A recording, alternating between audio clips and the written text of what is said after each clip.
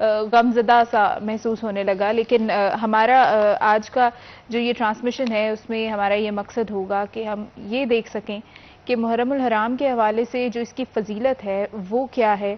اور جب ہم بات کرتے ہیں کہ محرم الحرام ہم کیوں کہتے ہیں، محرم کا لفظ جو ہے وہ حرمت سے نکلا ہے اور بہت زیادہ عزت اور احترام جو ہے وہ اس کا مطلب ہے، اور بہت زیادہ ہمیں جو تعلیمات دی گئی ان کے مطابق محرم الحرام کی فضیلت بھی بہت زیادہ ہے. لیکن پھر بھی ہم جو ہے وہ شاید کہیں نہ کہیں پر اپنی زندگیوں میں اور اپنی دنیاوی معاملات میں اتنے مصروف ہو جاتے ہیں کہ ہمیں پتہ ہی نہیں چلتا کہ کون سا اسلامی مہینہ کس فضیلت کے ساتھ ہمارے لیے آیا ہے اللہ تعالیٰ کی طرف سے، اور کس دن کی کیا امپورٹنس ہے. یہ ساری چیزیں جو ہیں وہ ہمارے ذہنوں سے انفارچونیٹلی شاید نکل جاتی ہیں، اور ابھی ساری چیزوں کو ڈسکس کریں گے اور کس طرح سے ہماری زندگی کو آج ہم اپنی دنیا کے بہت سارے معاملات میں پھنسے رہتے ہیں، ہمیں کوئی پتہ نہیں چلتا کہ کس طرح سے اس کا حل نکلے گا، جبکہ ہمیں تمام تر حل، ہر مسئلے کا حل ہمیں بتا دیا گیا ہے. ہمیں اسلام نے پراپر ٹیچنگز دی ہیں کہ کس طرح سے ہمیں اس دنیا میں رہنا ہے، کس طرح سے اپنی زندگی کو گزارنا چاہیے، مسائل کا حل کیا ہے،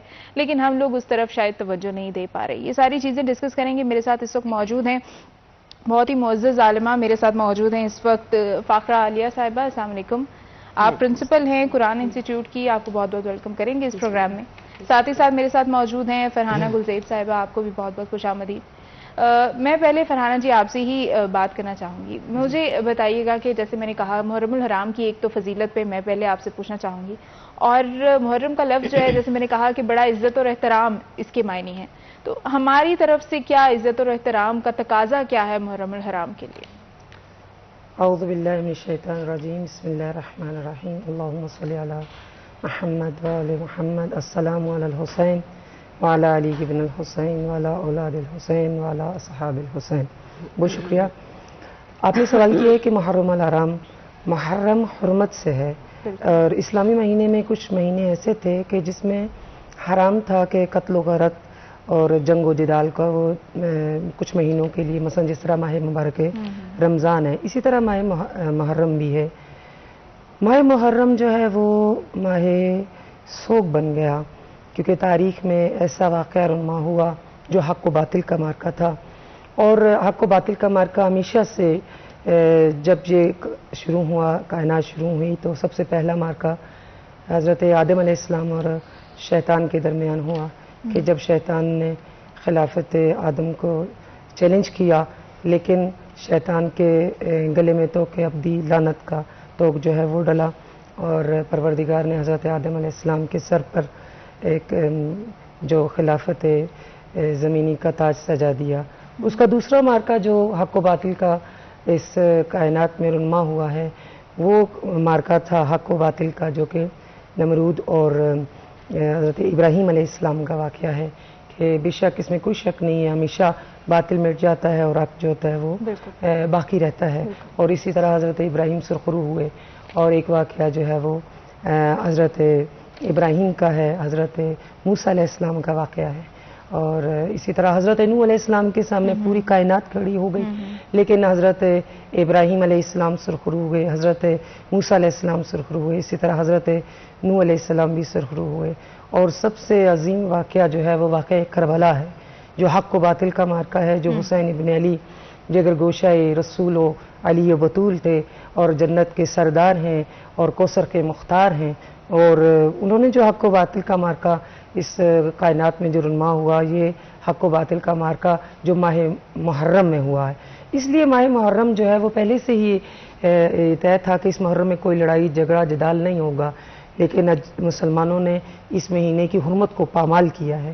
اور اس مہینے میں یہ ایک عظیم سانحہ جو کائنات میں، جس کی تاریخ بشریت میں کوئی ایسی مثال نہیں ملتی ہے، نہ اس سے پہلے کوئی ایسا واقعہ ہوا، نہ اس کے بعد کوئی ایسا واقعہ ہوگا. بالکل صحیح، کیونکہ وہ شخصیات ہی اس سے پہلے نہیں تھیں اور نہ کبھی دوبارہ ہو سکتی ہیں، تو جب وہی نہیں تو واقعات کیسے ہو سکتے ہیں. میں آپ سے بھی یہ پوچھنا چاہوں گی فاخرہ جی کہ ہم جب محرم الحرام کا مہینہ آتا ہے تو اگر یہ سوگوار نہ ہوتا تو ہمارے لیے بہت خوشی والا ہوتا کہ سال، اسلامی سال جو ہے وہ شروع ہوتا ہے. اور میں آپ سے اس پہ پوچھنا چاہوں گی کہ یہ آپ دیکھیں کہ ہر طرف نیچرلی نا ایک سوگوار ماحول جو ہے وہ ہمیں محسوس ہوتا ہے. ابھی ہم مرثیہ پہ سن رہے تھے تو اس پہ بھی ایک اثر. میں آپ سے یہ پوچھنا چاہوں گی کہ جو دل تک جو تکلیف پہنچتی ہے اور جو ہمارے ذہنوں پہ اثر پہنچتا ہے وہ اللہ تعالیٰ کی طرف سے میں سمجھتی ہوں کہ بلیسنگ ہے کہ اگر ہمیں محسوس ہوتا ہے. بالکل ایسے ہی. اس پہ روشنی ڈالیے گا کہ کس حد تک ہمارے دلوں پر اثر جتنا ہے اصل میں تقاضا کیا ہے, کتنا زیادہ اٹیچمنٹ ہونی چاہیے, کتنا زیادہ افسوس ہونا چاہیے, کیا ہم پراپر تقاضا پورا کرتے ہیں؟ جی فریال. بسم اللہ الرحمن الرحیم. اللہم الہمنی رشدی واعذنی من شر نفسی. اللہ ہمیں اس معاملے میں اپنی ہدایت ہمارے اوپر الہام کر دے, ہمیں واقعتاً اس واقعے کا وہ حقیقی شعور عطا کرے. تو میں آپ سے یہ کہنا چاہتی ہوں کہ اس عظیم واقعے کی عظمت کو واقعتاً اگر ہم نہ سمجھیں, آپ اپنی گلی میں دیکھیں, اپنے علاقے میں دیکھیں, ہر ہونے والی ڈیتھ, ایک نوجوان ڈیتھ میں, ایک بالکل ایسی ڈیتھ میں جو جس کی بھی بڑی ضرورت ہے بچوں کو, بیوی کو, اور اس ڈیتھ میں, اور ایک ایسے بوڑھے انسان کی ڈیتھ میں, دونوں کے افسوس میں فرق ہے. آپ کا سوال بہت ویلڈ ہے کہ اگر ہمیں اس کی حقیقی اس کی عظمت کا احساس نہ ہو نا تو شاید ہم اس کو اس طرح سے منا نہ سکیں. اور میں خاص طور پر اپنی بہن کو دیکھتی ہوں, یہ ہماری وہ بہنیں ہیں جو ہمارے لیے اس غم کو زندہ رکھتی ہیں, ہمیں یاد کراتی ہیں اور ہمیں اس غم میں اکٹھا رکھتی ہیں. ہم سارے ہی حقیقتاً اس غم میں مشترک ہیں. اگر ہم اس کو اس سینیریو سے علیحدہ کر دیں نا فریال, جس سینیریو کے اندر اس پورے ٹینور کو اگر ہم نہ دیکھیں جو دور خلافت سے جس کا آغاز ہو جاتا ہے, حضرت عثمان غنی رضی اللہ تعالیٰ عنہ کے عہد سے ہی, جس کی جو آپ کہیں کہ ایک واقعہ ہونے جا رہا تھا نا, اس کی بنیادیں تو بہت پیچھے سے بن گئی, بہت پیچھے سے, ظاہر ہے یہ اچانک سے ہونے والا واقعہ نہیں, کیونکہ رسول کریم صلی اللہ علیہ وسلم نے جو حکومت قائم کی مدینہ میں آ کر, مدینہ نبی صلی اللہ علیہ وسلم کی وہ پہلی ریاست جو اسلام کے عین اصولوں پر بنی, تو اس کے کچھ اصول و ضوابط تھے. وہاں پر اللہ اور اس کے رسول صلی اللہ علیہ وسلم کی حکومت تھی, آپ کے دین کی حکومت تھی, مگر پھر خلفائے راشدین نے اس کے بعد اس کو باقی رکھا. تو اس کے بعد حضرت امام حسین کو رضی اللہ تعالیٰ عنہ ہم دیکھتے ہیں, جب ان کو جس گود میں انہوں نے پرورش پائی, جس گھر میں, جس ماحول میں وہ پلے بڑھے, آپ ذرا تصور کیجئے. 5-6 سال انہوں نے رسول کریم صلی اللہ علیہ وسلم کی گود ہی میں وقت گزارا. آپ کا نام بھی رسول کریم صلی اللہ علیہ وسلم ہی نے رکھا.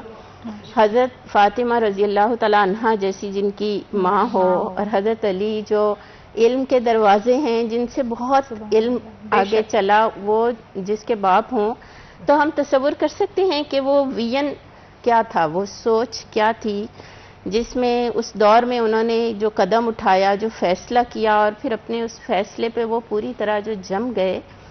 اگر ہم اسے اس سینیریو میں رکھ کے نہیں دیکھتے نا, اس سارے ماحول کو نہیں دیکھتے, تو ہمارے دل پہ اس کے اثر نہیں بیٹھتا. ضروری ہے ہم اس کو پڑھیں, اس ساری تاریخ کو جو بہت مطلب مبالغے اور اس سارے ہٹ کے اس پورے اس کو بالکل سب پڑھیں. کسی بھی مسلک سے تعلق ہے, کسی بھی, حضرت امام حسین رضی اللہ تعالیٰ عنہ سب کے ہیں, کیونکہ نبی پاک صلی اللہ علیہ وسلم سب کے ہیں, کیونکہ آپ صلی اللہ علیہ وسلم کے وہ نواسے ہیں. اور تاریخ کے دھارے میں آپ یوں سمجھیے جیسے ہسٹری اپنا ایک ٹرن لینے جا رہی ہے, بٹ آخری ہٹ حضرت امام حسین رضی اللہ تعالیٰ عنہ, گویا جیسے آپ ایک ہرڈل بن کے, ایک دیوار بن کے اس موڑ کو مڑنے سے روکے کھڑے تھے, اور آپ کا ویژن دیکھ رہا تھا کہ یہ حالات کدھر کو جا رہے ہیں. پتا تھا, بالکل پتا تھا. آپ کی سوچ, اب ہم شاید وہاں تک جا ہی نہیں سکتے جو کچھ آپ دیکھ رہے تھے. اچھا, بہت غیر معمولی. بالکل. ہم اپنے عام دنیاوی مسائل میں اگر ہم اپنے ہم عام انسان ہیں, ادنا انسان ہیں, ہم اگر بات کریں, ہمیں کہیں پہ کوئی خطرہ محسوس ہو رہا ہوتا ہے تو ہم کہتے ہیں کہ نہیں, ہمیں نہیں کرنا. اور یہ تو ہم سوچ ہی نہیں سکتے کہ ان کو اس چیز کا خدا نخواستہ اندازہ نہیں تھا. وہ سب جانتے تھے, وہ سب سمجھتے تھے, لیکن پھر بھی کیا وجہ تھی, وہ وجہ بہت سارے لوگ, میں نے دیکھا ہے ہمارے یہاں بہت سارے لوگ یہ وجہ جاننا چاہتے ہیں, اس پہ بڑی ڈیبیٹس ہوتی ہیں, اس پہ بڑی بحث مباحثہ ہوتا ہے کہ آخر کیوں یہ. مجھے جہاں تک لگتا ہے کہ اگر وہ واقعہ نہ ہوتا, اللہ تعالیٰ کی طرف سے تو ایسی مدد آتی ان کے لیے کہ پوری دنیا یاد رکھتی, لیکن وہ نہیں ہوا. وہ اس لیے نہیں ہوا کہ ورنہ پھر شاید آج ہم ان قربانیوں کو نہ سمجھتے, آج وہ جس طرح سے حق بنتا ہے اس طرح سے ان کو ہم یاد نہ کر پا رہے ہوتے. تو یہ ساری جو وجوہات ہیں کہ اللہ تعالیٰ نے اسلام کو ان کے ذریعے زندہ رکھوانا تھا, ان پہ ہم بات کریں گے ایک بریک کے بعد. ناظرین ہمارے ساتھ رہیے گا.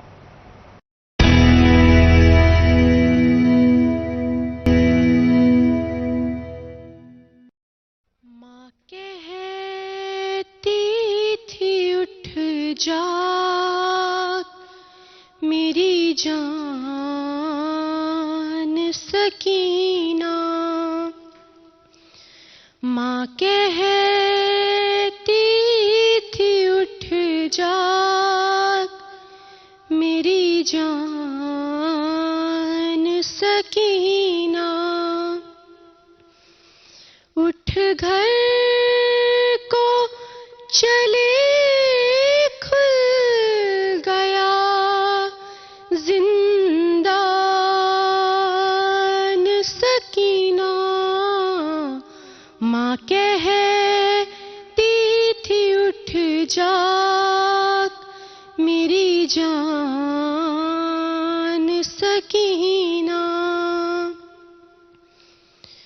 بندے جو تیرے شمر نے چھینے وہ دلا دوں، بندے جو تیرے شمر نے چھینے وہ دلا دوں، ایک ننھی سی چادر میں تیرے سر پہ اڑا دوں، گھر جانے کا اب ہو گیا سامان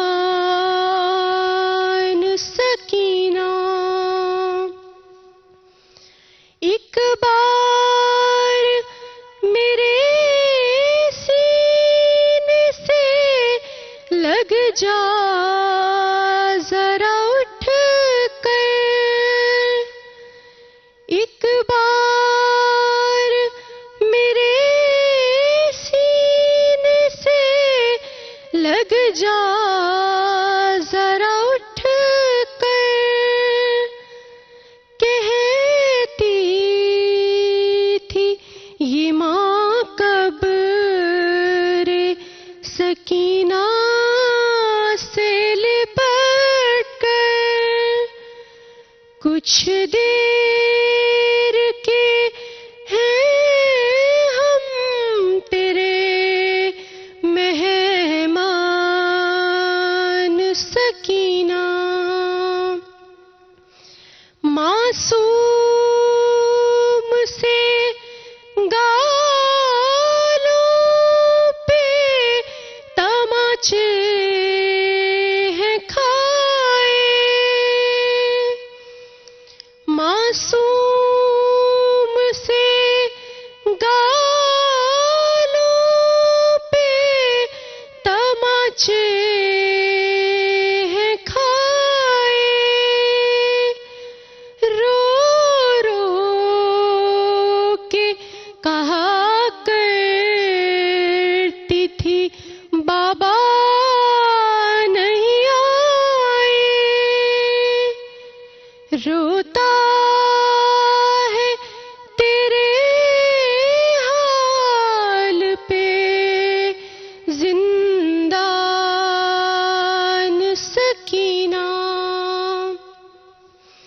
اٹھتی ہی نہیں لاکھ اٹھایا ہے کئی بار، اٹھتی ہی نہیں لاکھ اٹھایا ہے کئی بار، لو مر ہی گئی آج وہ بابا کی عزادار، لب کھول ذرا ماں ہے پریشان سکینہ، ایک ایک بار پھر سے اپنی گفتگو کا آغاز کرتے ہوئے پہلے میں خوش آمدید کروں گی. ہمارے ساتھ اس وقت معلمہ کنزہ ندیم صاحب ابھی موجود ہیں. آپ کو بہت بہت خوش آمدید. میں بریک پہ جانے سے پہلے ایک سوال آپ سے کر رہی تھی کہ وجہ جو ہے وہ قیام کی وہ بیان کیجیے گا, علت بیان کیجیے گا. واقعہ کربلا ایک ایسا واقعہ ہے کہ یہ حادثہ نہیں ہے اور اچانک نمودار ہونے والا واقعہ بھی نہیں ہے. اس کے محرکات ہیں اور اس کی بہت سی وجوہات ہیں, اس کے بہت سے علل و اسباب ہیں. امام حسین علیہ السلام وہ ذات ہے کہ ابھی جس طرح میری بہن نے بتایا ہے کہ یہ ایک عام شخصیت نہیں تھے. ان کا نانا جو تھا وہ دنیا کا ایک بہترین نانا اور خالق کائنات نے جن کی وجہ سے اس کائنات کو خلق کیا ہے کہ پروردگار ارشاد فرماتا ہے کہ اگر محمد کو خلق نہ کرتا تو نہ میں یہ زمین بناتا نہ میں آسمان بناتا.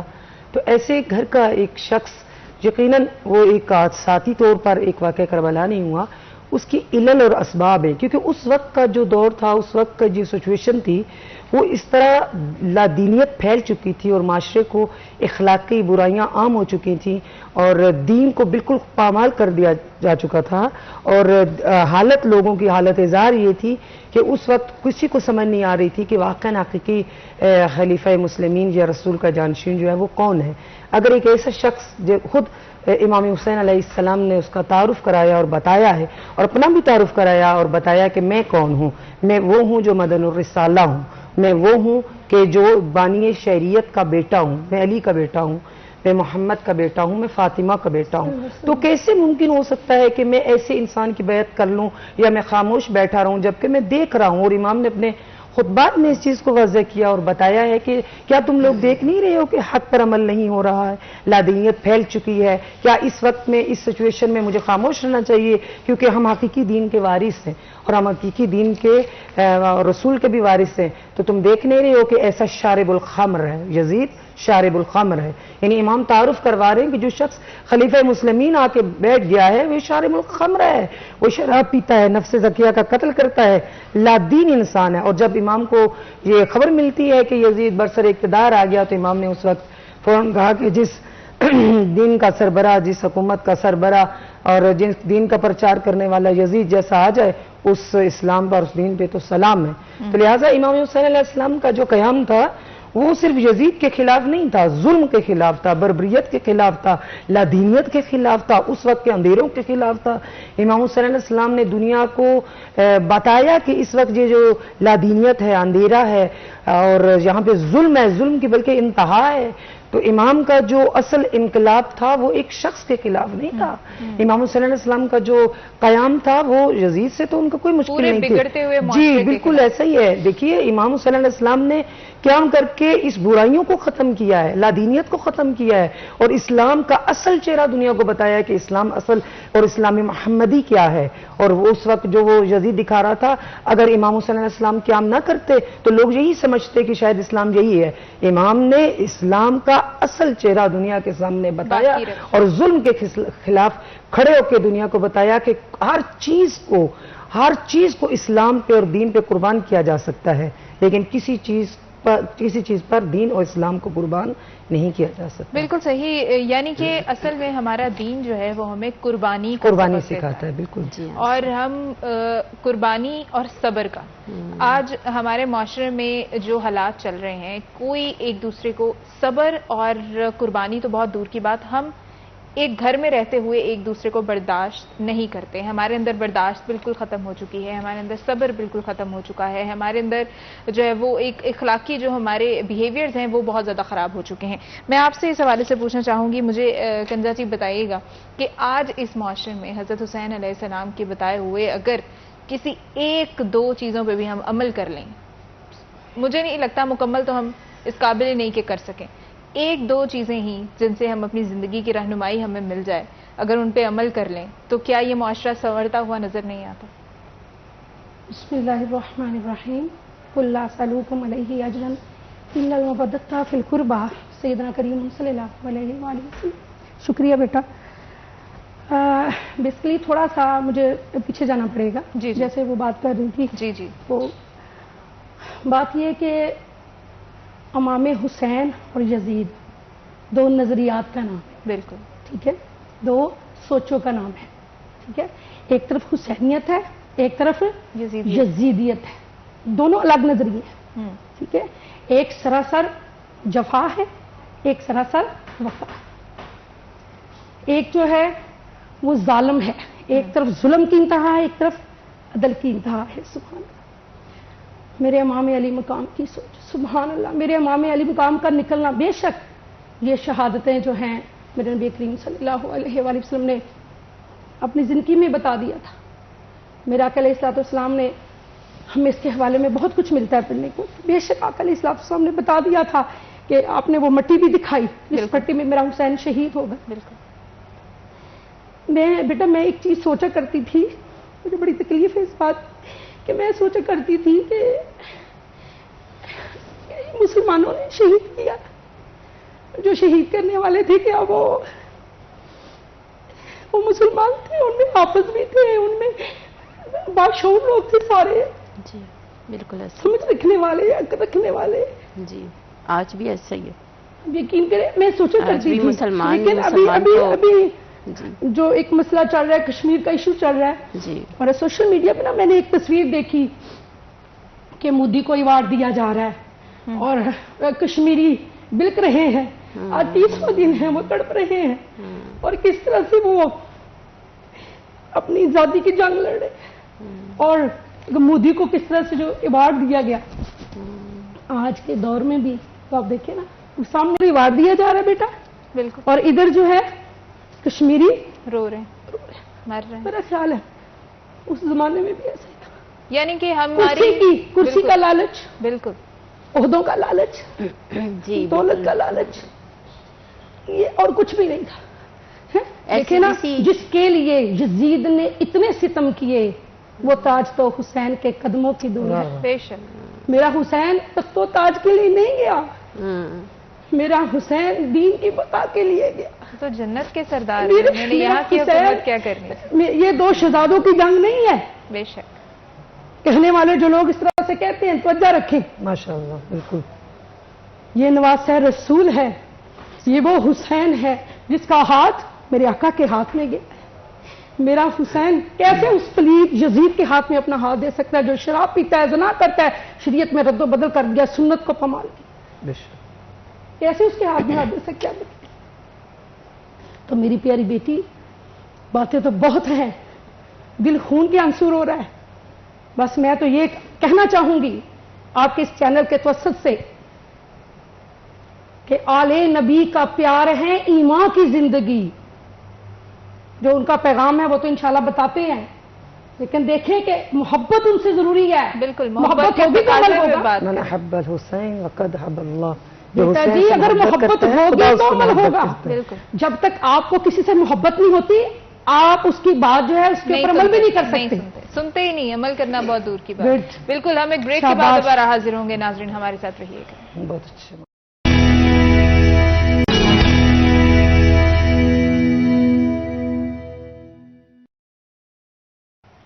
सिटी 10 में एक बार फिर से खुशामदीद। नाजरीन, हम बात कर रहे हैं इस वक्त मौजूदा हालात की और उन हालात की जब जुल्म जो है वो तब भी ऐसा ही था और आज भी ऐसा ही होने जा रहा है, लेकिन हमें इसको रोकने की ज़रूरत है। हम सब के कॉन्ट्रीब्यूशंस जो हैं वो मुसलमान कौम के यही बनते हैं कि हमारे जितने भी, हमारी पूरी इस्लामिक हिस्ट्री देख लें उसमें कुर्बानियों का कितना ज़्यादा दर्स है, हर तरफ है कुर्बानी का दर्स। और फिर आखिर में जो हमें इतना बड़ा वाक़या जिसको हम हर साल जो है वो उसका दुख महसूस करते हैं, बल्कि सिर्फ एक महीने में नहीं, वो तो हर साल ही, पूरा साल ही हमारे दिलों में जिंदा रहता है। लेकिन जरा उस दिन आकर हमें जरा हिस्ट्री एक बार हमारे दिमागों के अंदर वो एक बार चल जाती है, मूवी की तरह, एक फिल्म की तरह। तो लेकिन फिर भी हम जो है वो, हमारे अंदर वो जोश और जज्बा क्यों नहीं है? हम जैसे कहते हैं ना कि हमारे भाई, हम लोग उनकी, यकीनन हमें कश्मीरियों की तकलीफ का अंदाजा है, लेकिन क्या, जैसे आप अभी तकाजे की बात करें थी, क्या हम नबी पाक सल्लल्लाहु अलैहि वसल्लम से मोहब्बत का तकाजा पूरा करते हैं? क्या हम अपने मुसलमान भाइयों की मदद के लिए जो हमें एक्चुअली करना चाहिए वो हम कर रहे हैं या नहीं कर रहे? और क्या ऐसा क्यों होता है? आप कोई भी मुल्क देख लें दुनिया में, इस वक्त जहां पर भी जुल्म हो रहे हैं वो मुसलमानों के ऊपर हो रहे हैं। क्यों हो रहे हैं? इसकी क्या वजह है? आखिर मुसलमानों के लिए ये सख्तियां क्यों हैं?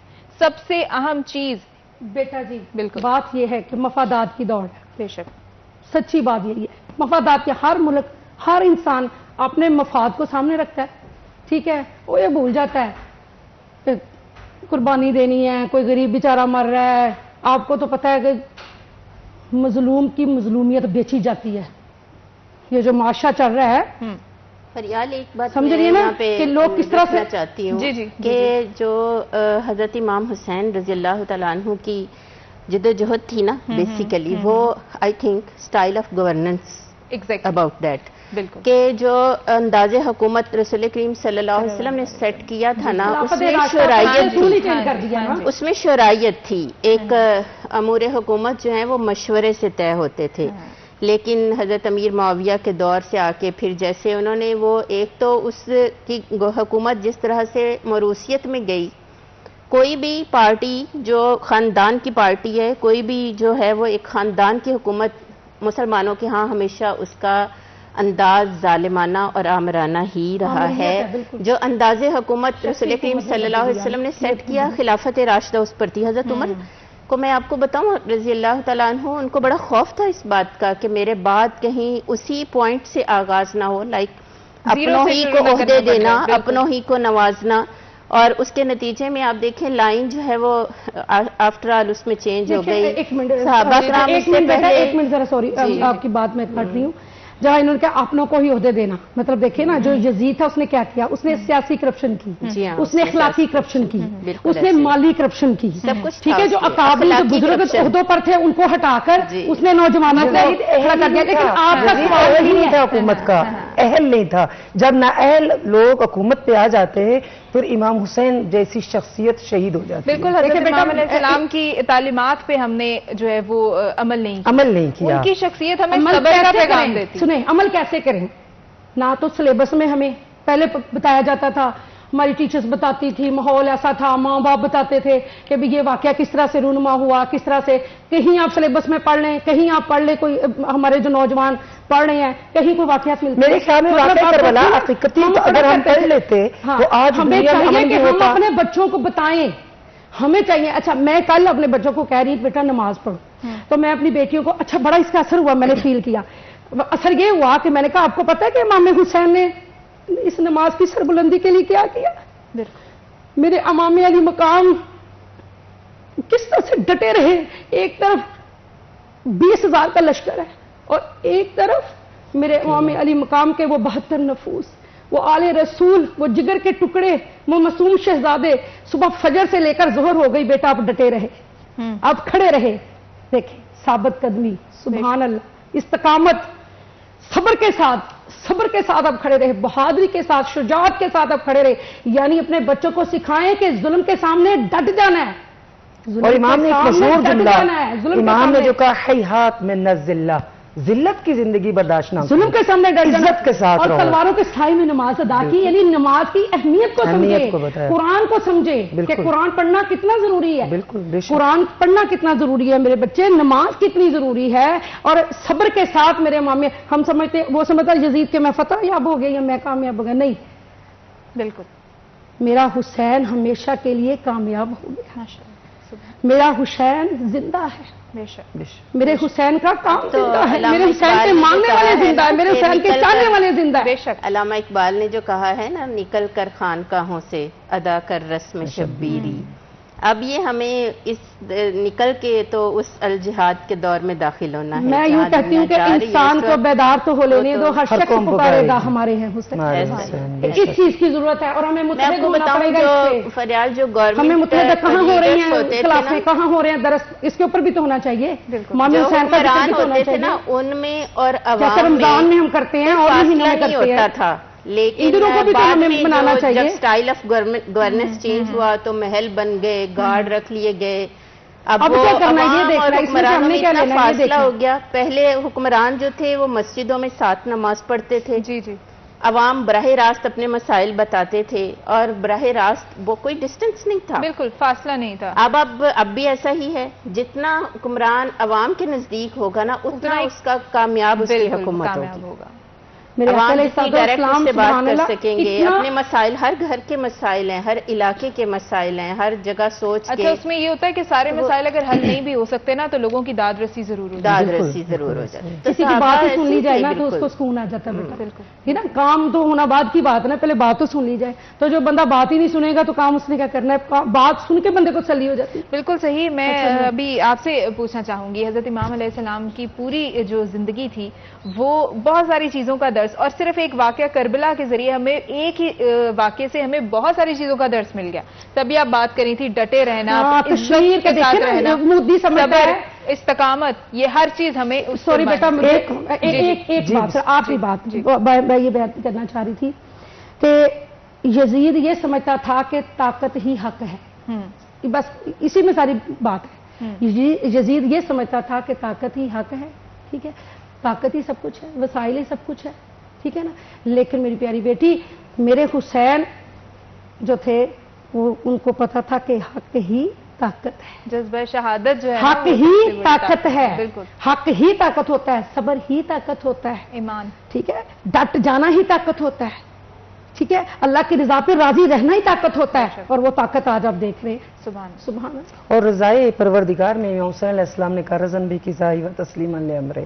اگر وہ دوش پیغمبر بھی تھے تب بھی راضی تھے، اگر گھوڑوں کی ٹوپوں سے پامال ہوئے تو وہ تب بھی راضی تھے، اللہ اکبر. وہ اکبر کا لاشا اٹھا رہے تھے تب بھی راضی تھے، اللہ اگر شہزادہ علی اصغر کا لاشا اٹھایا تو تب بھی راضی اللہ تھے. اکبر. وہ واقع ان کی زندگی، اگر واقع کربلا اللہ اکبر. ہم سمجھ لیں اور اپنی زندگی میں واقع کربلا کو دیکھ کر ہم اس طرح اگر چلائیں تو یقین جانیے کہ دنیا میں کوئی کہیں پہ بھی اور درس نہیں مل سکتا جو درس کربلا کا ہے. اللہ اکبر. اطاعت دیکھیے، قربانی دیکھیے، فداکاری دیکھیے، اور آپ یقین جانیے کہ انسان جب واقع کربلا کا مطالعہ کرے اور پڑھے اور واقع اس کو اسٹڈی کرے، اور آپ کی بات بالکل صحیح ہے کہ اگر ہم بچوں کو 60 سے ہی اپنے نصاب میں یہ واقع کربلا شامل کر دیں تو ہمارے لوگوں کے اندر استقامت آئے، صبر آئے، شجاعت آئے، بہادری آئے، اور جہاد کا جذبہ بیدار ہو، اور لوگوں کو پتا چلے کہ ہم نے ذلت کی زندگی نہیں جینا ہے. امام نے کہا کہ اس نعیم نے مجھے 2 راستوں پہ کھڑا کر دیا ہے، لیکن اگر دین اسلام کی حفاظت میری شہادت کے بغیر نہیں مکمل ہوتی تو تلواروں آؤ اور میرے ٹکڑے ٹکڑے کر دو،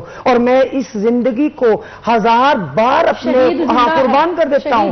بالکل شہید زندہ ہے. قرآن مجید کی آیت ہے کہ شہید کبھی مرتا ہی نہیں ہے، وہ زندہ ہوتا ہے. جی، اور ہمیشہ باطل مٹ جاتا ہے. جو مٹ گیا وہ یزید تھا، جو باقی ہے وہ حسین ہے، جو زندہ ہے وہ حسین، کیونکہ یزید تھا اور حسین آج بھی ہے. بے شک ایسا ہی ہے اور ہمیشہ رہے گا انشاءاللہ. بہت بہت شکریہ آپ تینوں کا ادا کرنا چاہوں گی اس پروگرام کا حصہ بننے کے لیے. آپ کا بھی بیٹا بہت شکریہ، اور سارے چینل کا بہت شکریہ. بہت شکریہ. ناظرین آپ سے اجازت چاہیں گے، کل پھر آپ سے ملاقات ہوگی. اپنا بہت سارا خیال رکھیے گا. خدا حافظ.